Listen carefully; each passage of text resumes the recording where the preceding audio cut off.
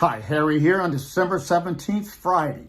Well, you know, when we're moving into a major top like this, I look for a progression of tops in bonds and different stock indices because that's what tends to happen. And real quick, I'll give you a quick rundown.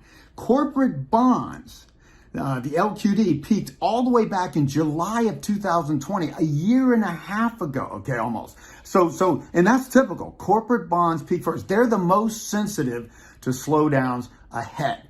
And then emerging markets, EEM ETF, that peaked in February of this year, many months ago, about 10 months ago.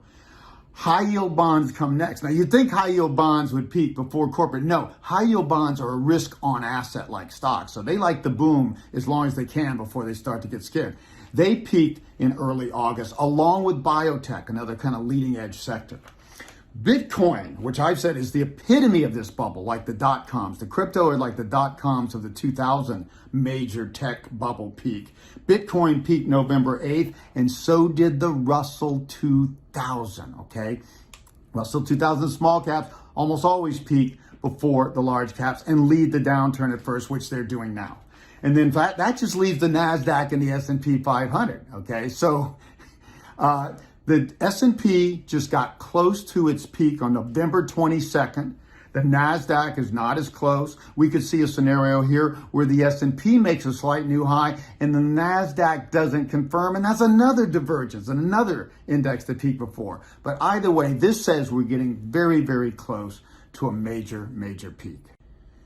Now, my major concern now is that this correction since November 22nd has not been as steep as I'd like to see for that first crash. Remember, my research shows, probably better than anybody's on earth these days, every bubble studied in the last century and a half, the first crash tends to be 40 to 50% in the first 2 to 3 months. So half of the whole worst of your lifetime crash happens in the first couple of months. So you'd expect the first month to be pretty sharp, and this has not been yet. But we're not seeming, we're having a hard time making a Santa Claus rally, which is unusual. So we may yet see this. So for me to feel like we put in this top, I would like to see the markets get more, down more sharply into year end. Okay, and I also don't want to see a positive first week of January. January effect works most of the time, and if the first week's good, and even more so if the whole month of January is good, that tends to be means the year will be good. So I definitely don't want to see that, or I'm gonna have to really make some revisions for you guys. So, but that puts, the Fed is in a bind here, okay? I mean, because this inflation, people are comparing it to the 70s. No. The 70s was fundamental, strongest inflation trends in modern history from the massive baby boom entering the workforce at great cost. That's what my research shows, which I haven't seen hardly anybody else come up with that explanation, okay?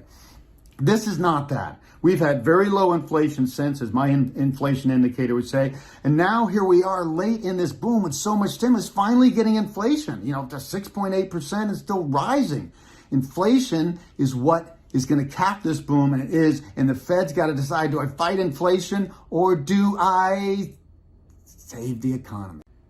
So the Fed has started to taper here, but they keep saying they're going to raise rates. Well, they're not doing that, and they're not tapering, that fast, although they now say it'll be done by March. So I say that a bubble of this magnitude, which has been built only on stimulus since late 2008, early 2009, cannot continue without escalating stimulus, nevertheless de-escalating it or going zero and then raising rates. So this is going to peak sooner or later. And I just think it's going to be sooner than later.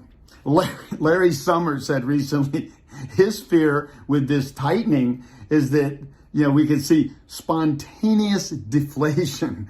And I think that's a great term. I think that's exactly what's going to occur here. The markets are so stretched, this boom's been stretched so long against weak demographic trends. And now, even my 45-year technology cycle peaked around late 2019, early 2020. In the last couple years, running on nothing but bad fundamentals, this economy and this stock market is way more fragile than people think.